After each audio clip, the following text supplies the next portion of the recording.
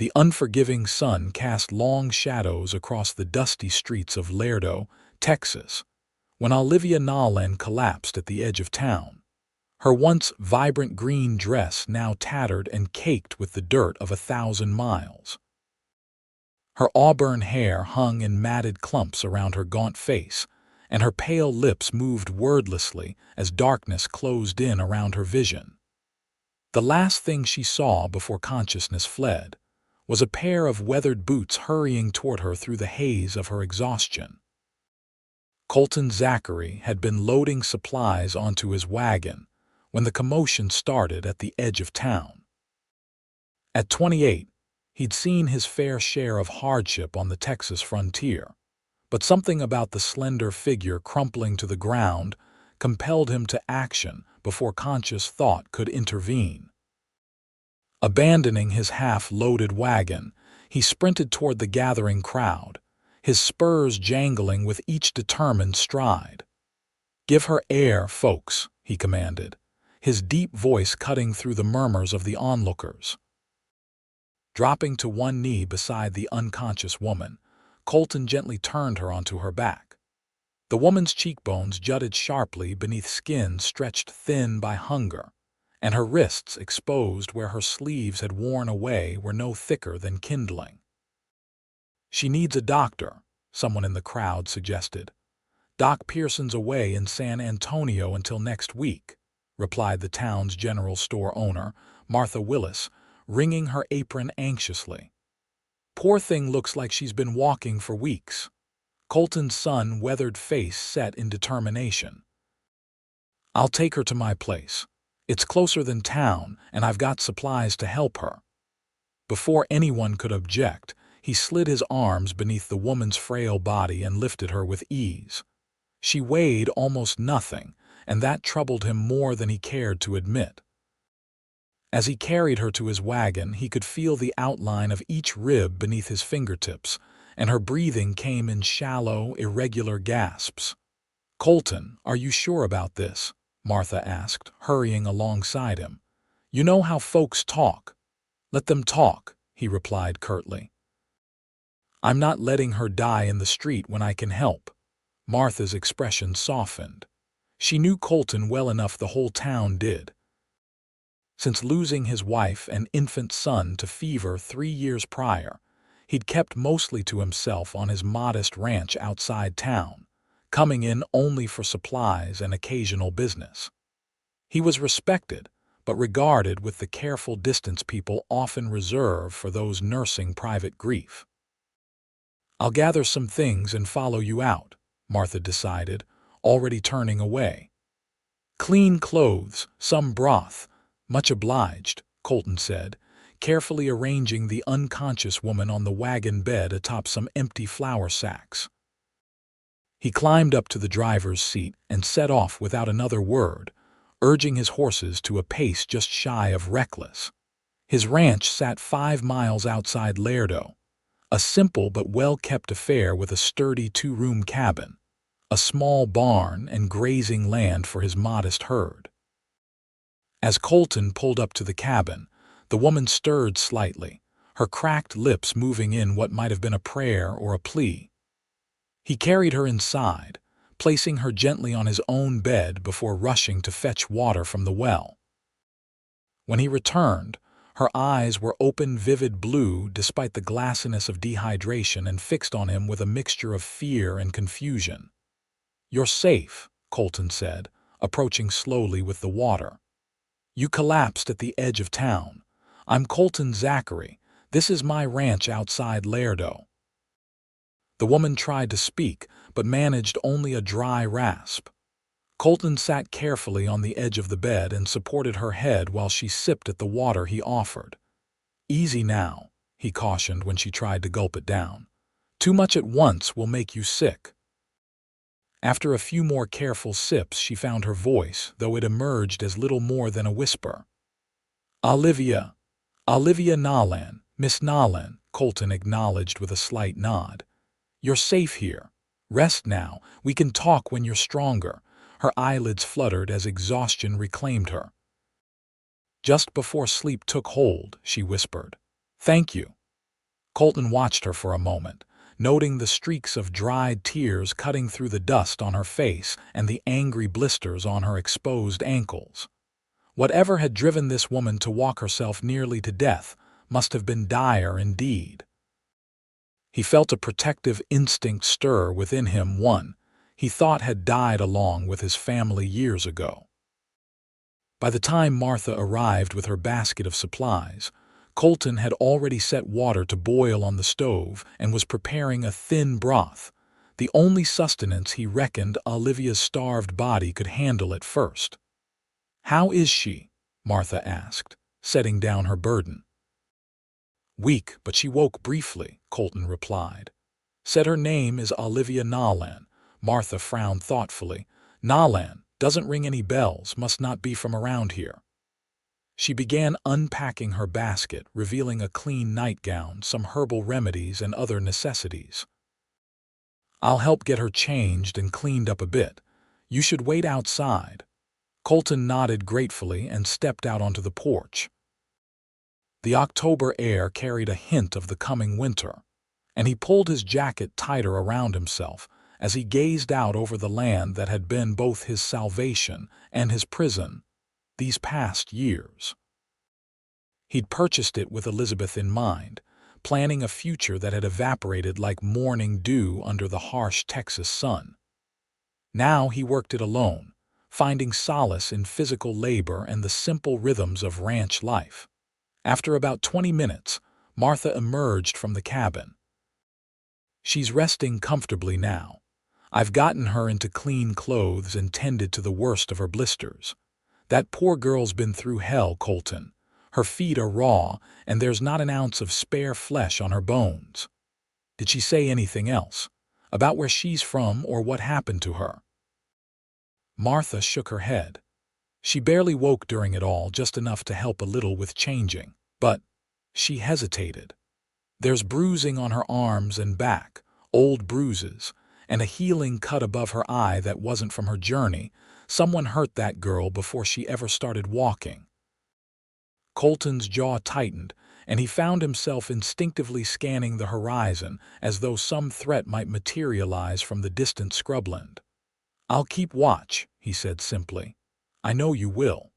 Martha patted his arm. "I've left instructions for the broth, just a little at first, every hour she's awake. I'll come back tomorrow with more supplies." After Martha departed, Colton moved a chair beside the bed and settled in for his vigil. Olivia slept fitfully, occasionally muttering words he couldn't make out, her face contorting with what appeared to be fear or pain. During one such moment, he impulsively reached out to smooth a strand of hair from her forehead, and she calmed at his touch, her breathing evening out. It was well after midnight when her eyes opened again, more lucid this time. She startled upon seeing him, then visibly forced herself to relax. "You're still here," she observed, her voice slightly stronger than before. "It's my house," Colton replied, then immediately regretted his gruff tone. "How are you feeling?" "Like I've been trampled by a herd of buffalo," she admitted with the ghost of a smile. "But alive, which is more than I expected." Colton offered her water again, which she accepted gratefully. "Think you could manage a little broth?" She nodded, and he helped her sit up against the pillows before retrieving a bowl of the thin broth he'd kept warming on the stove. Her hands shook too badly to hold the spoon, so he fed her himself, one careful spoonful at a time. After a few spoonfuls, she turned her face away. "I can't." "Not yet, I'm sorry." "No need for apologies. You've been starved, your stomach's shrunk. We'll try again in a while." He set the bowl aside.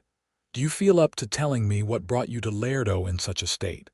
Olivia's gaze dropped to her hands, which twisted nervously in the blanket. "I was running," she said finally. "From St. Louis, from a man who—" She swallowed hard. "A man who would have killed me eventually." Colton didn't press for details. The bruises Martha had mentioned told enough of the story. "He won't find you here," he assured her, surprising himself with the fierce certainty in his voice. You don't know him. Harold, he has money connections. He doesn't give up what he considers his property." Bitterness edged her words. "This is Texas, Miss Nolan. We have different ideas about property here." Colton stood up, suddenly needing to move. "No one's going to harm you under my roof. That's a promise." Olivia studied him for a long moment, taking in his broad shoulders, the weathered planes of his face, the quiet intensity in his gray eyes. She didn't know this man, but something about him inspired trust, a rare commodity in her experience. "Why are you helping me?" The question caught him off guard. "Would you rather I hadn't?" "No, I'm grateful, truly. I just don't understand why a stranger would take on such a burden." Colton moved to the window, gazing out at the star-filled Texas night. 3 years ago, my wife and son died of fever while I was away on a cattle drive. By the time I got home, they were already in the ground. The words came out flat, stripped of emotion through years of repetition in his own mind. "I've often wondered if things might have been different if someone had been there to help them. I wasn't. But I'm here now, and you needed help." The simple honesty of his explanation brought tears to Olivia's eyes. "I'm sorry about your family," she whispered. He acknowledged her sympathy with a slight nod but didn't turn from the window. "You should rest more. We can talk again in the morning." She was asleep again within minutes, her body desperately clinging to the chance for healing that rest provided. Colton remained by the window for a long time, watching the stars wheel slowly across the sky, before finally settling into the chair beside the bed to catch what sleep he could. The next week passed in a careful rhythm as Olivia gradually regained her strength. Martha visited daily, bringing supplies and staying to chat, her warm presence easing the awkwardness that sometimes fell between patient and caretaker. Colton moved his bedroll to the main room of the cabin, giving Olivia privacy while remaining close enough to hear if she called out in the night, which she sometimes did, waking from nightmares with a strangled cry. On these occasions, he would appear at the bedroom doorway, a steady presence offering quiet reassurance until her breathing steadied and sleep reclaimed her.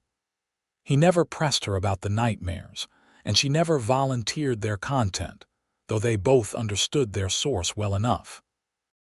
By the 8th day, Olivia was able to sit up for longer periods and take more substantial food. Her cheeks had begun to fill out slightly, and some color had returned to her previously ashen complexion. Martha had brought over some of her own dresses, taken in to accommodate Olivia's still thin frame, allowing her to feel more like herself again. "I can't keep imposing on you like this," Olivia said as Colton brought her a bowl of stew for lunch. She'd insisted on eating in the main room that day, seated at his small table rather than confined to bed. "You're hardly imposing," he replied, taking the seat opposite her. "Besides, you're not strong enough to travel yet." "I don't mean to travel, I mean. Perhaps I could find work in town, room somewhere." She looked down at her bowl, not meeting his eyes. "People must be talking already about a woman staying alone with a bachelor." Colton shrugged. "Let them talk. Lairdo's got more pressing concerns than my house guest." He hesitated, then added more gently, "Unless you're uncomfortable here." "No," Olivia admitted. "That's part of the problem. I'm too comfortable, too dependent. I've never—" She trailed off, searching for words. "Never what?" "Never been allowed to stand on my own. My father arranged my marriage to Harold when I was 18. I went straight from my father's house to my husband's, and when I finally gathered the courage to leave—" She gestured vaguely at herself. "Well, you saw how well that worked out." Colton considered her words carefully before responding. "There's no shame in accepting help when you need it, Miss Nolan, and there's no rush to leave. When you're stronger, if you still want to find work in town, I'll help you make arrangements." Relief softened her features. "Thank you. And please, after all this, I think you can call me Olivia." A hint of a smile crossed his face. Olivia, then. The next day, Doc Pearson returned to Laredo and, at Martha's insistence, rode out to examine Olivia. The elderly physician's verdict was encouraging but firm. Another 2 weeks of rest at minimum before she could consider any kind of work. "You're lucky to be alive, young lady," he told her bluntly. Another day or two without proper care, and we'd be having a very different conversation, or rather, we wouldn't be having one at all. As the doctor packed up his bag, Olivia caught a look passing between him and Colton, something unspoken but significant. After Doc Pearson left, she confronted her host about it. "What was that about? That look between you two?" Colton busied himself stoking the fire. "Nothing important. Please don't lie to me," she said quietly. "I've had enough of men deciding what truths I'm entitled to hear." He straightened, his expression contrite. "You're right, I apologize." With a sigh, he sat down across from her.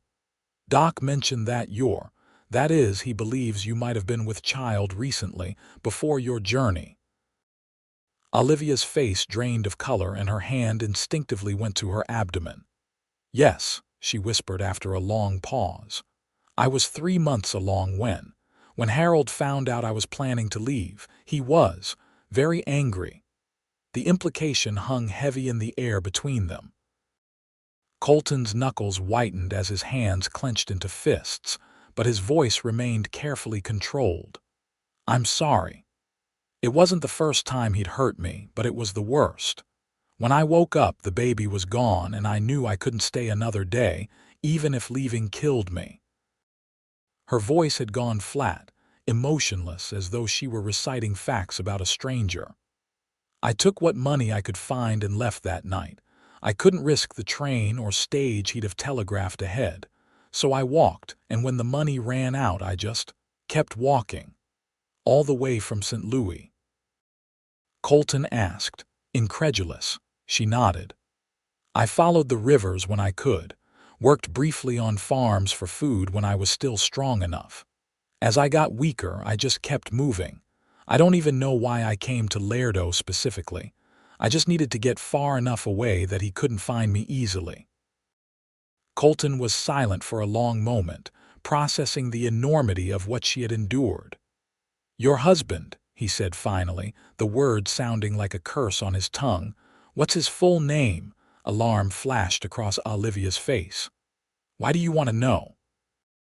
"Just want to make sure we're prepared if he does come looking."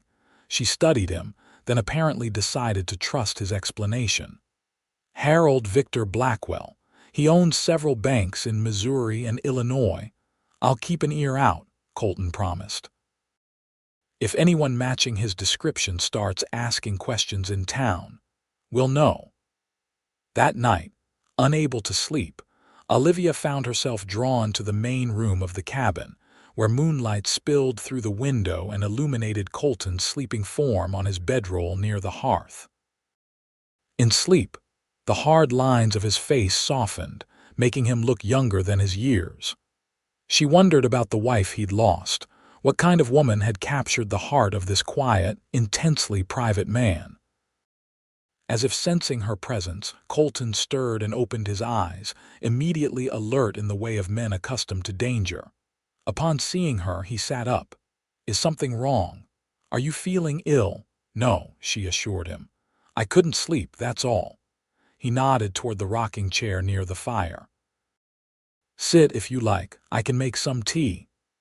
"Don't trouble yourself," she said, but took the offered seat, wrapping the shawl she wore more tightly around her shoulders. "I keep thinking about what happens next. I have no money, no possessions worth selling. The clothes on my back are borrowed." "You're getting ahead of yourself," Colton said, adding a log to the banked fire. "First priority is getting your strength back. After that." He shrugged. "Laredo's growing. There's work to be found if you're willing." "What kind of work does a woman do in a place like this?" she asked. "I can read and write, do basic arithmetic. I play piano, though I don't suppose that's much use on the frontier." "You'd be surprised. The new hotel in town has a piano in its lobby, and the school's always looking for educated women to teach the younger children. Hope flickered briefly in her eyes before doubt extinguished it. Who would hire me? A woman with no references, no history she's willing to share. For all anyone knows, I could be a criminal. Colton's mouth quirked in what might have been amusement. The most dangerous-looking criminal I ever did see, he drawled, gesturing to her diminutive form nestled in the oversized rocking chair. More seriously, he added, people here judge you on what you do, not where you came from. Most everyone in Laredo is running from something or starting over. It's the nature of the frontier. The crackling fire filled the silence between them as Olivia considered his words. Finally, she said, I've never been anywhere like this. St. Louis is different, more rigid. I imagine it is. Colton leaned back against the wall, regarding her thoughtfully. Can I ask you something? She nodded, a little wary. Why did you marry him? This Blackwell fellow? Olivia's gaze dropped to her hands. I told you my father arranged it, but you agreed. I was 18, naive. Harold was handsome, charming when he wanted to be. He promised my father he'd let me continue my education, perhaps even attend the women's college. A bitter smile crossed her lips. That changed as soon as the wedding ring was on my finger. He wanted a decorative wife to host parties and bear his children, not a woman with ideas of her own. And your family? They didn't help when things turned bad. My mother died when I was young. My father remarried, and his new wife made it clear I wasn't welcome home after the wedding. Besides, Harold was careful. The bruises were always where clothing would cover them, and in public, he was the very picture of a devoted husband. She laughed humorlessly. I'm sure my father still thinks I'm the luckiest woman alive. Colton shook his head slowly, his expression unreadable in the firelight. Get some rest, Olivia. Things often look clearer in the morning. She rose, hesitating before turning back toward the bedroom. Thank you, Colton, not just for the shelter and food, but for listening, for believing me. You don't need to thank me for basic human decency, he replied, but his tone was gentle. As the days lengthened into weeks, Olivia's recovery progressed steadily. She began helping around the cabin simple tasks at first, then gradually more complex ones as her strength returned. Despite Colton's protests that she should focus on resting, she insisted on contributing, finding satisfaction in the mundane rhythms of sweeping floors, kneading bread, and tending the small kitchen garden behind the cabin. By early November, she had regained enough strength to accompany Colton into town for supplies, though the 5-mile journey left her exhausted. Laredo was growing rapidly, with new buildings springing up along its dusty streets, but it retained the rough-edged feel of a frontier settlement. Olivia drew curious glances from the townspeople, many of whom had heard the story of the half-dead woman who'd collapsed at the edge of town weeks earlier. Martha welcomed her warmly at the general store, introducing her to several other women who happened to be shopping that day. Olivia found herself swept into conversation, answering questions about her recovery while carefully avoiding details of her past. To her relief, the women seemed to respect her reticence, focusing instead on local gossip and practical matters. You know, Olivia, Martha said as she wrapped up their purchases, if you're looking for work, Jane Foster over at the hotel mentioned needing help with the linens and such. Nothing too strenuous, and it pays fair. Olivia glanced at Colton, who nodded encouragingly. I'd be grateful for the introduction, she told Martha. The hotel owner, a brisk widow in her 50s, looked Olivia up and down with shrewd assessment before agreeing to give her a trial period. 3 days a week to start, she specified.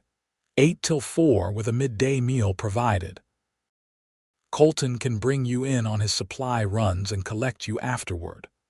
I can find my own way, Olivia began, but Jane Foster waved off her objection. Nonsense. You're still recovering and the road can be dangerous for a woman alone. No arguments. She turned to Colton. That work for you, Zachary?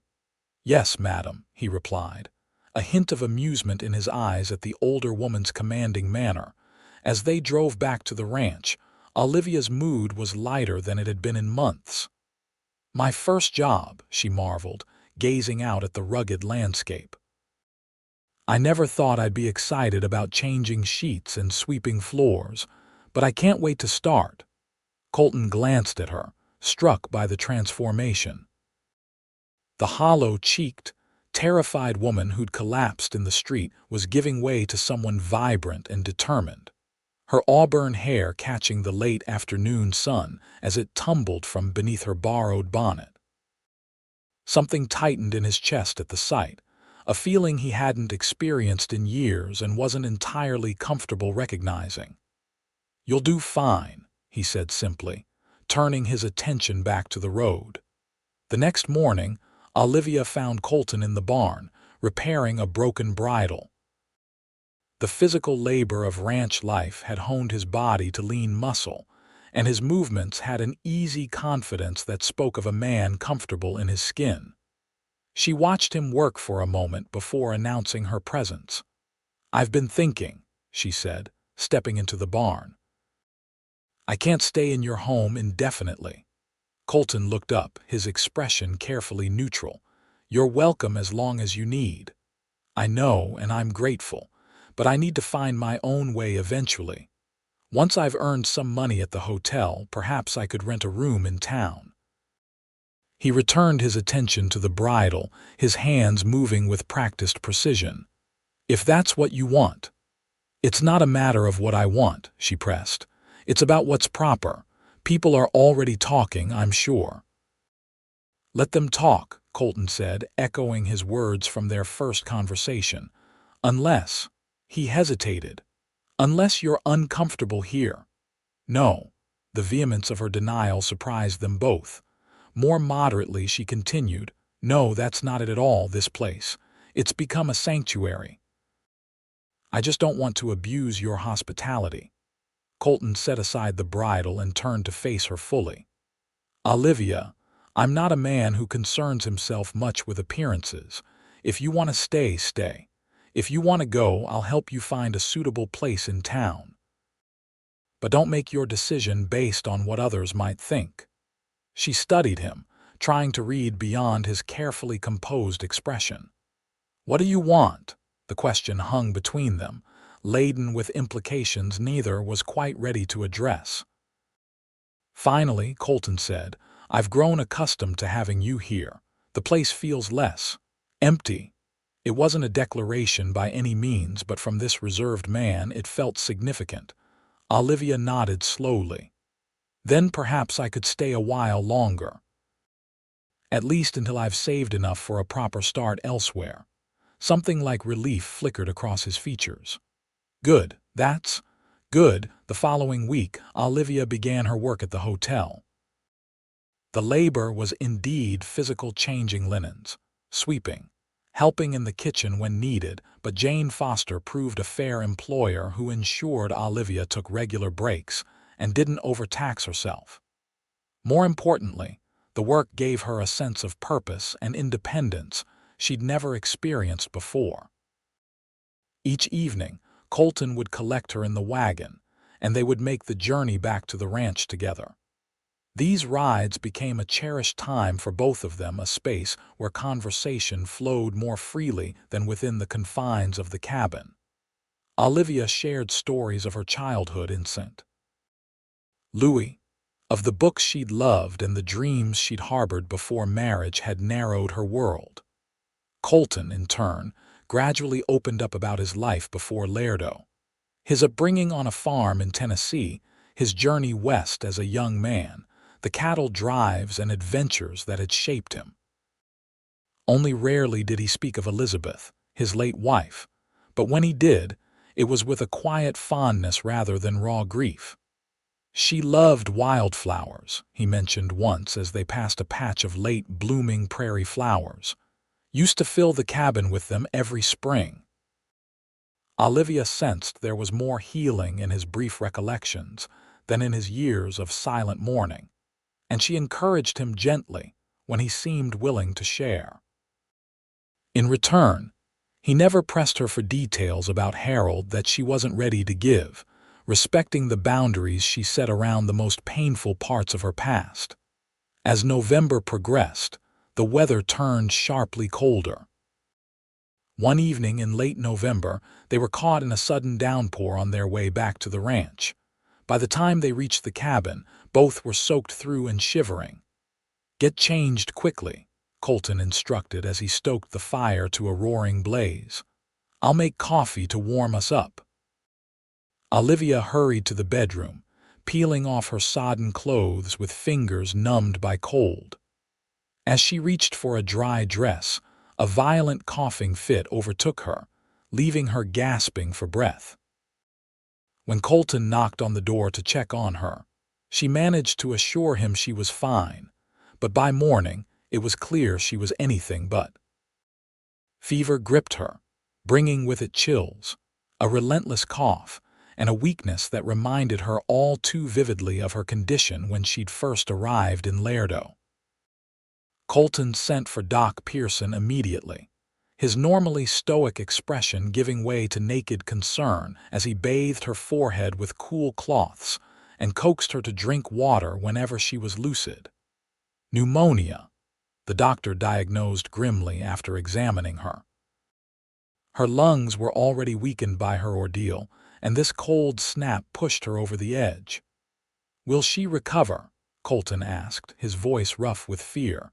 Doc Pearson's hesitation spoke volumes. "She's young and has been regaining her strength, which works in her favor. But pneumonia's a killer, especially after what she's been through. The next 3 days will tell." He left medicines and detailed instructions, promising to return the following day.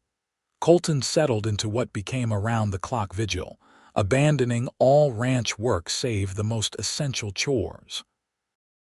When Martha arrived to help, she found him red-eyed from lack of sleep, refusing to leave Olivia's side for more than minutes at a time. "You won't do her any good if you collapse yourself," Martha scolded gently. "Go, get some rest. I'll sit with her."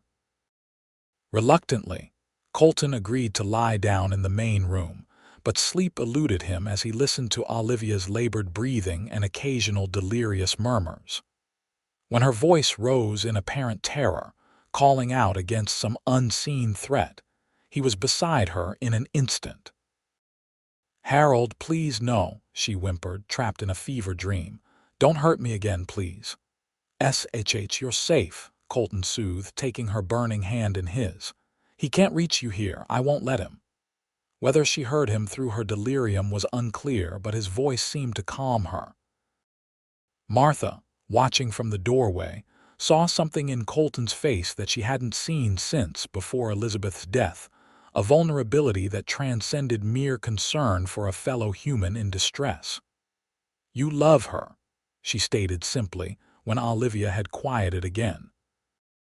Colton didn't look up from where he still held Olivia's hand. "She needs to live, Martha.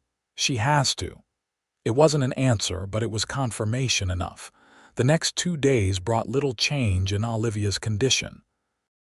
Her fever remained dangerously high despite the doctor's medicines and Colton's relentless efforts to cool her body with damp cloths. On the 3rd night, however, the crisis peaked.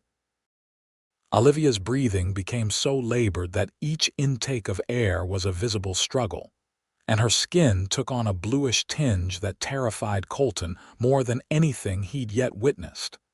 He sent for Doc Pearson again, but a winter storm had blown in, making travel from town nearly impossible.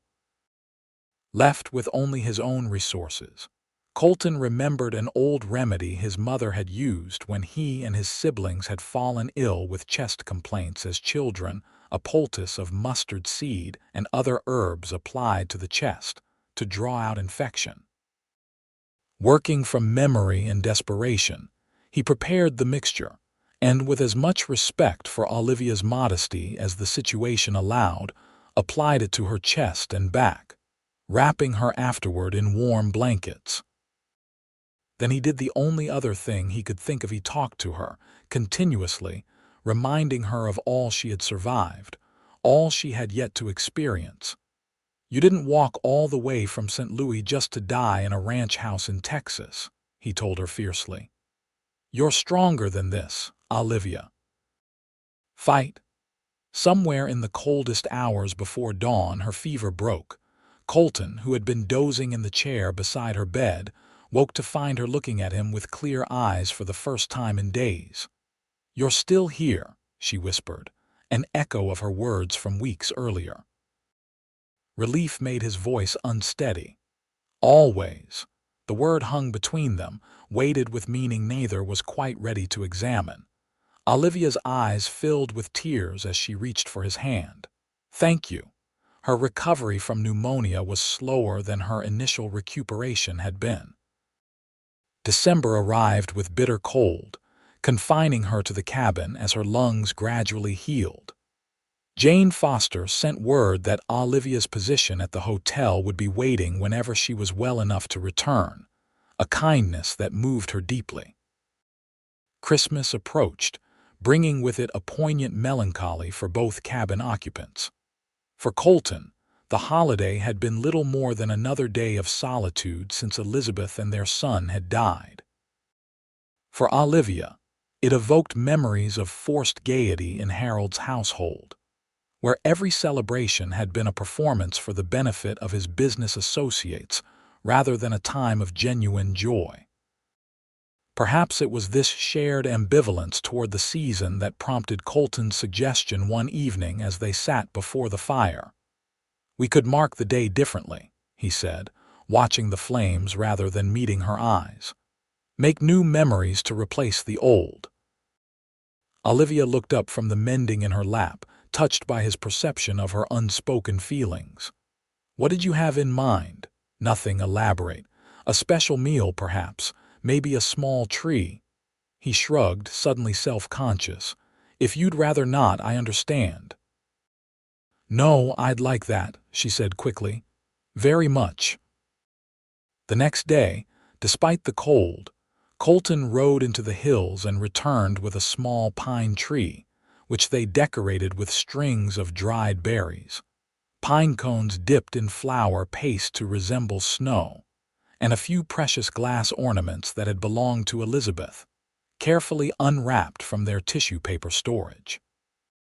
Olivia found herself humming carols as she worked, and occasionally Colton would join in with his pleasant baritone, surprising her with his knowledge of the songs.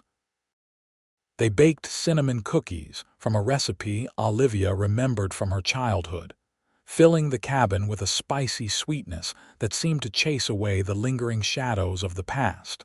On Christmas Eve, a light snow fell, transforming the landscape into a glistening wonderland.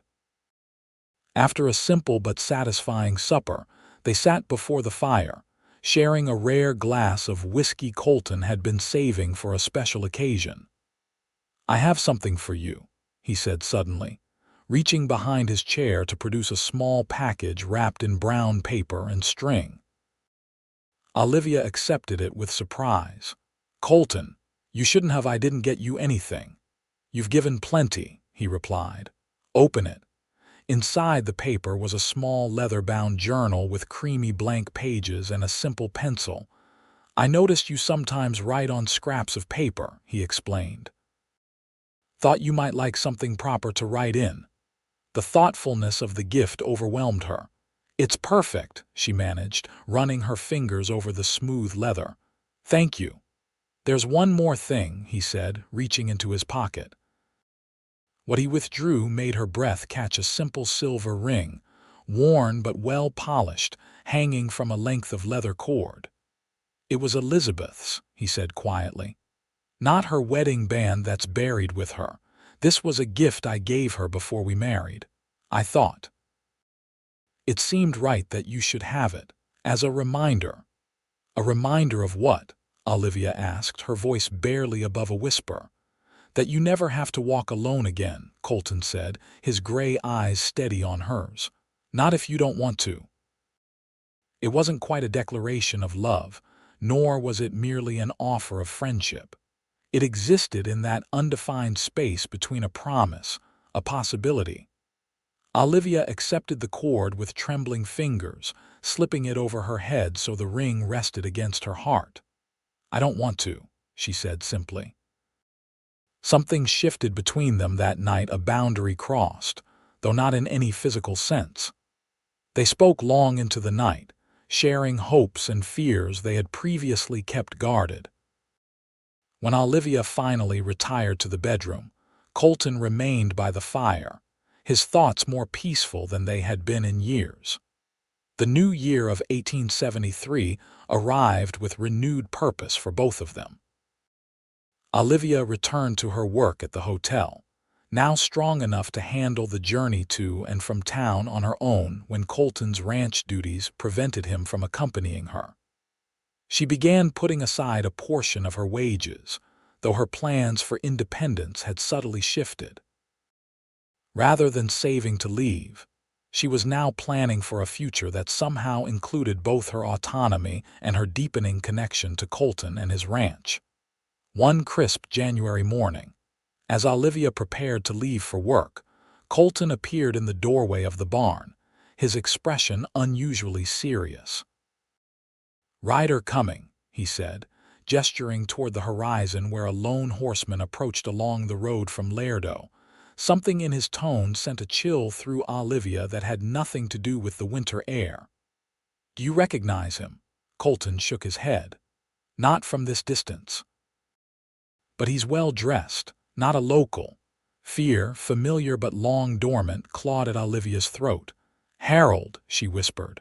"We don't know that," Colton cautioned, but his hand moved instinctively to the revolver at his hip. "Stay inside just in case." Olivia retreated to the cabin, her heart pounding as she watched through the window. The rider drew closer, revealing a man in an expensive coat, his horse a fine thoroughbred that looked out of place on the dusty Texas road. Though she couldn't make out his features clearly, his posture and the set of his shoulders were disturbingly familiar. Colton strode out to meet the visitor, positioning himself squarely between the approaching rider and the cabin. From her vantage point, Olivia could see the tension in his stance, the readiness in how he carried himself. The rider reined in several yards from Colton, and though Olivia couldn't hear their exchange, she saw the moment when the stranger removed his hat. The glint of prematurely silver hair confirmed her worst fears. Harold had found her. The conversation appeared civil but strained. At one point, Harold gestured emphatically toward the cabin, and Colton's response, though she couldn't hear the words, was clearly negative. Harold's posture stiffened with anger, his hand moving to his coat in a way that made Olivia's blood run cold. Colton's hand hovered near his revolver, but he made no move to draw it. Instead, he took a deliberate step forward, saying something that caused Harold to pause. For a long, tense moment, the two men faced each other in silent confrontation.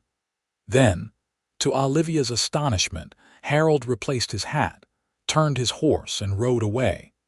Colton remained where he stood until the rider was well down the road before returning to the cabin. Olivia met him at the door, her face pale with fear and confusion. "Was it him?" she asked, though she already knew the answer. Colton nodded grimly. "Harold Blackwell said he tracked you through inquiries at stage stations and trading posts.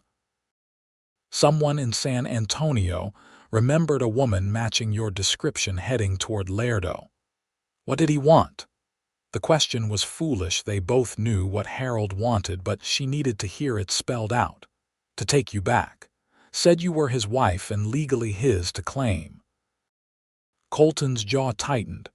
"I informed him that in Texas, a man who beats his wife forfeits any claim to her, and he just left." Olivia couldn't reconcile the Harold she knew with such easy surrender.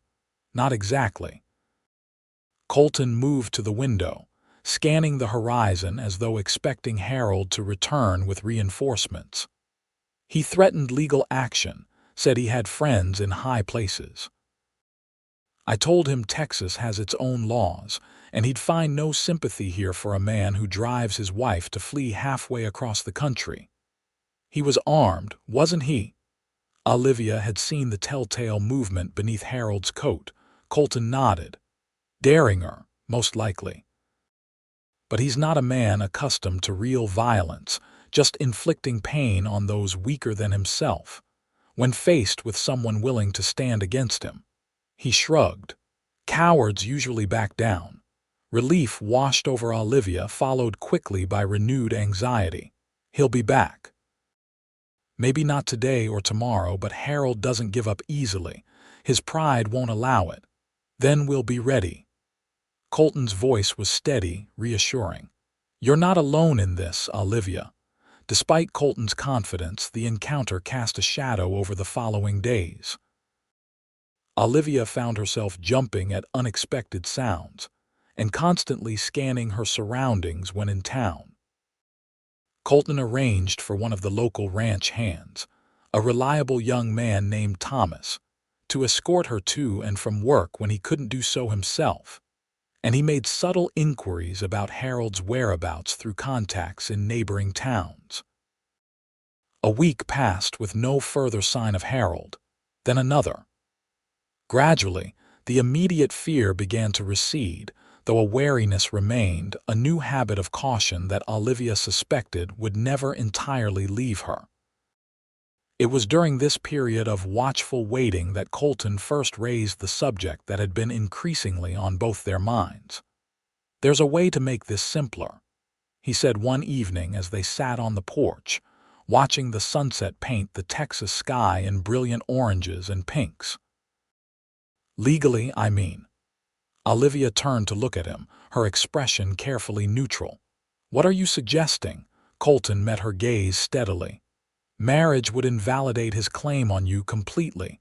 Texas law would recognize you as my wife, not his. A complicated mix of emotions crossed Olivia's face. You would marry me for legal protection.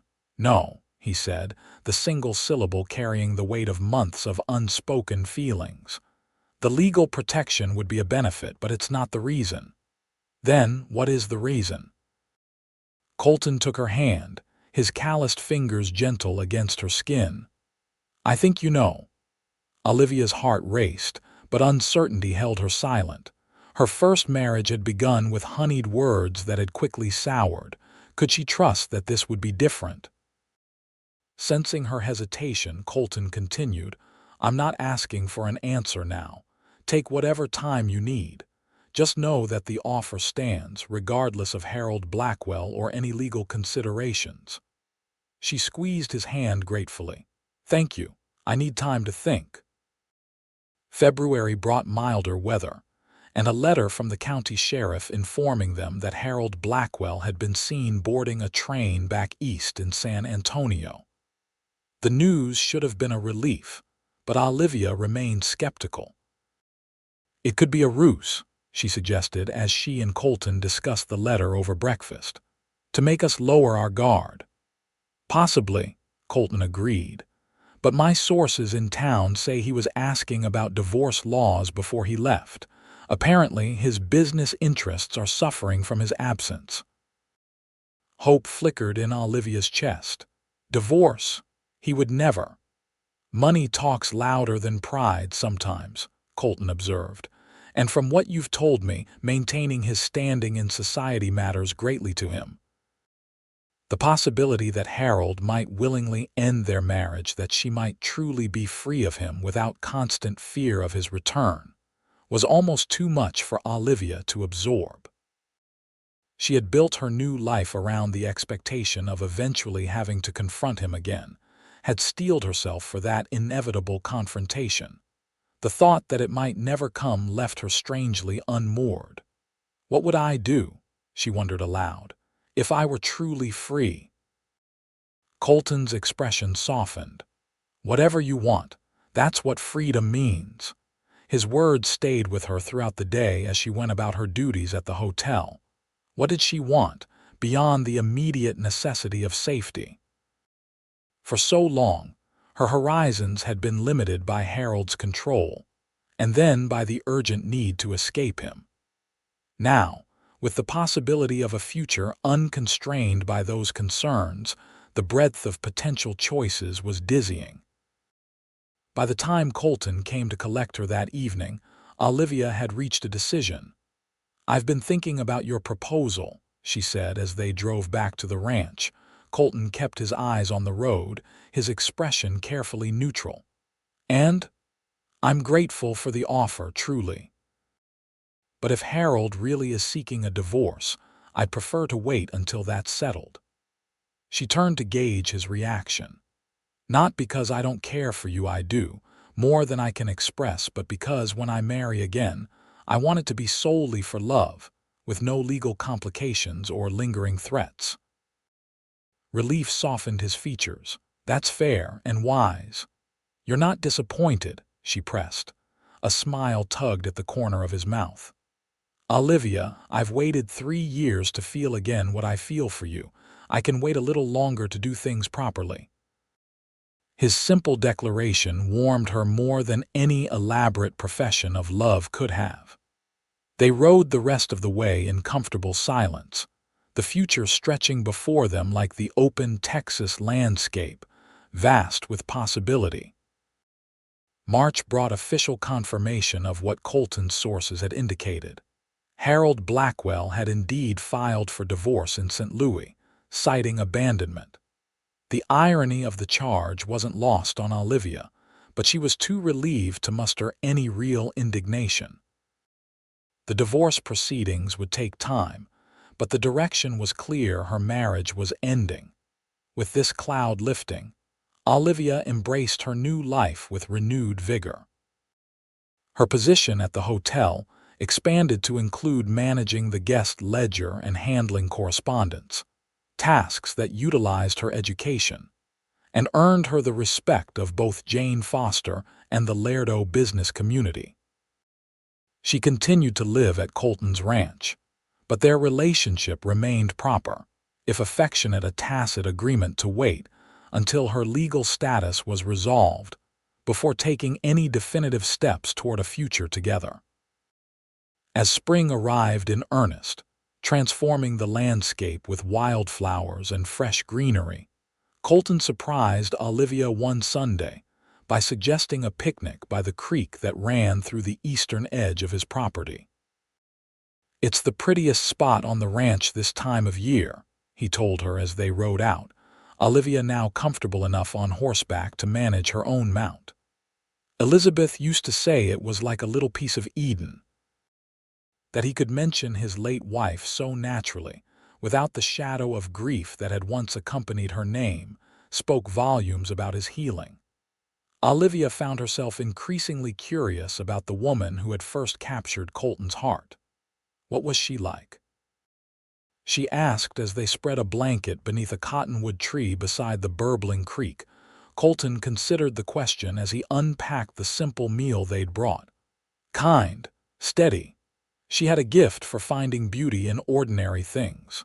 He smiled at some private memory. "Not much like you, actually." "Oh." Olivia wasn't sure whether to be offended or amused. Elizabeth was raised on a ranch, never knew any other life. She was content with simple things, never questioned the way the world worked. He handed Olivia a plate of cold chicken and fresh bread. "You question everything, challenge conventions. You've seen more of the world in some ways despite your confinement in St. Louis." "Is that a criticism?" "Not at all. It's what drew me to you, even when you were half dead on my doorstep. There was a fire in you even then. A determination to forge your own path, regardless of what life had thrown at you." Olivia felt her cheeks warm at his assessment. "I wasn't always so determined. For years, I accepted Harold's treatment because I didn't believe I deserved better or could manage on my own." "What changed?" Colton asked, genuinely curious. She thought about it, picking at a blade of grass beside the blanket. I started keeping a secret journal, just scraps of paper hidden in the lining of my trunk. At first, it was just a way to preserve my sanity, to remind myself that my thoughts were still my own even if my body wasn't. But over time, writing my true feelings made me realize how far I'd strayed from the person I wanted to be. Colton nodded, understanding. Words have power. Naming a thing makes it real. Yes, exactly. Once I acknowledged in writing that what Harold was doing was wrong, that I deserved better, I couldn't unknow it. She smiled ruefully. It still took the baby to finally push me to leave, though. It was the first time she'd mentioned her lost child without obvious pain, and Colton noted the change with quiet approval. "You honor that child by building a life worth living," he said softly. The simple truth of his words brought tears to her eyes. They ate in companionable silence for a while, listening to the creek and the birds calling in the trees above. After the meal, they walked along the creek, gathering wildflowers that reminded Colton of his late wife, while creating new memories that belonged solely to the two of them. When they returned to the blanket, Olivia found herself studying Colton's profile as he gazed out over the water, noting the strength in his jaw, the tiny laugh lines at the corners of his eyes, the way the sunlight brought out auburn highlights in his brown hair. "I love you," she said simply, the words emerging without conscious decision. Colton turned to her, surprise giving way to a smile that transformed his usually serious face. "I love you too, Olivia. Have for a while now." "I know." She reached for his hand. "I just needed to be sure I was loving you for the right reasons, not gratitude or dependency or fear of being alone. And are you?" His fingers intertwined with hers, warm and steady. "Yes," she said with certainty. "I love you for your kindness, your integrity, your quiet strength. For the way you see me, really see me, and value what you see." He brought her hand to his lips, pressing a kiss to her knuckles. "Then, I'm the luckiest man in Texas." The divorce was finalized in early May, the documents arriving by post with an accompanying letter from Harold's lawyer, indicating that he would not contest Olivia's right to resume her maiden name and renounced any future claim on her. Reading between the carefully worded lines, Olivia surmised that Harold had found another prospective wife, one whose family connections would benefit his business interests more than pursuing his errant first wife would. "I'm free," she told Colton that evening, the papers spread out on the table between them.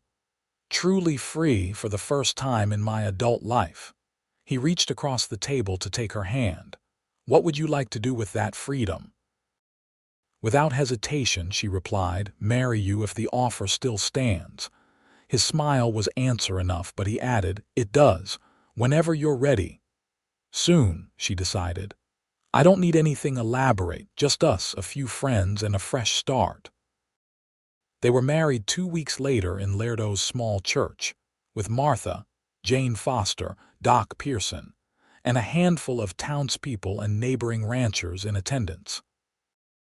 Olivia wore a simple blue dress that Martha had helped her make, and Colton looked uncommonly dapper in a new shirt and his least worn pair of trousers. The ceremony was brief but heartfelt, the celebration afterward warm with genuine goodwill from a community that had come to respect them both.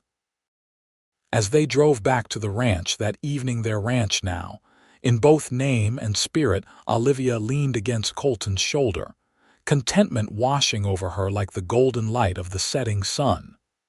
"Mrs. Zachary," she murmured, testing the sound of her new name. "Has a nice ring to it," Colton agreed, slipping an arm around her waist. "It does." She tilted her face up to his. "Thank you for finding me that day." He brushed a kiss against her forehead. "Thank you for finding the strength to make it to Laredo." That night, As husband and wife, they discovered each other in ways both tender and passionate, healing the last wounds of the past with gentle hands and whispered promises. Afterward, lying in the quiet darkness with her head pillowed on Colton's chest, Olivia marveled at the journey that had brought her here, from desperate flight to profound belonging, from near death to vibrant life. "What are you thinking about?" Colton asked, his fingers tracing lazy patterns along her bare shoulder. "How different things might have been if I'd collapsed a mile earlier, or chosen another town, or if you hadn't been in the street that day." She shivered slightly at the thought. "So many coincidences led me to you." "Not coincidences," he corrected gently. "Courage. Yours to keep walking when most would have given up. Everything else followed from that." His faith in her strength still surprised her sometimes, but she was learning to see herself through his eyes, not as a victim who needed saving, but as a woman of remarkable resilience who had saved herself, even as she accepted the hand he had extended. The years that followed brought challenges, as all lives do, but also joys that neither had dared to imagine during their darkest days. The ranch prospered under their joint stewardship, with Olivia applying her organizational skills and education to the business side, while Colton managed the practical aspects of cattle raising. They added a room to the cabin, then another as their family grew. Their first child, a son they named James, arrived almost exactly a year after their wedding, a healthy, robust boy with his father's gray eyes and his mother's determined spirit. A daughter, Sarah Elizabeth, followed 2 years later, and another son, Daniel, 2 years after that. Each child grew up knowing both the story of their parents meeting, carefully edited for young ears, and the lesson at its heart, that courage and kindness could transform even the bleakest circumstances into something beautiful. Harold Blackwell never returned to Texas, though Olivia occasionally saw his name in newspapers, usually in connection with bank mergers or social events in St. Louis. The mention stirred no emotion in her, beyond a distant acknowledgement of a chapter in her life long closed. On the 5th anniversary of her arrival in Lerdo, Colton surprised Olivia with a gift, a silver locket containing miniature portraits of their children on one side, and on the other, a tiny scrap of paper bearing the words, "You never have to walk alone again," in his careful handwriting. "I meant it then and I mean it now," he told her as he fastened the locket around her neck. "Every step we take together." Olivia touched the locket, tears of gratitude welling in her eyes. "It's a promise we've both kept." Later that evening, as they sat on the porch watching their children play in the yard, Olivia reflected on the woman she had been: malnourished, desperate, walking for weeks with nothing but fear and determination to sustain her. That woman seemed both intimately familiar and impossibly distant now, like a character in a story told and retold until it took on the quality of legend. "Do you ever think about how far we've come?" she asked Colton, leaning into the solid warmth of his shoulder. He followed her gaze to their children, James teaching little Daniel to rope a fence post while Sarah supervised critically, and smiled. "Every day. Sometimes I can hardly believe this is my life," she admitted, "that I could be so happy after everything." Colton took her hand, his fingers finding the wedding band that symbolized not ownership but partnership. "You earned this happiness, Olivia, step by painful step." She turned her face up to his, finding in his steady gaze the same quiet strength that had first drawn her to him. "We both did." As the Texas sun dipped toward the horizon, painting the landscape in hues of gold and amber, Colton bent to kiss his wife, a gesture as natural and necessary as breathing. They had walked through fire to find each other, but the path ahead stretched peaceful and promising before them, a path they would walk together, side by side, step by step, for all the days to come. The end.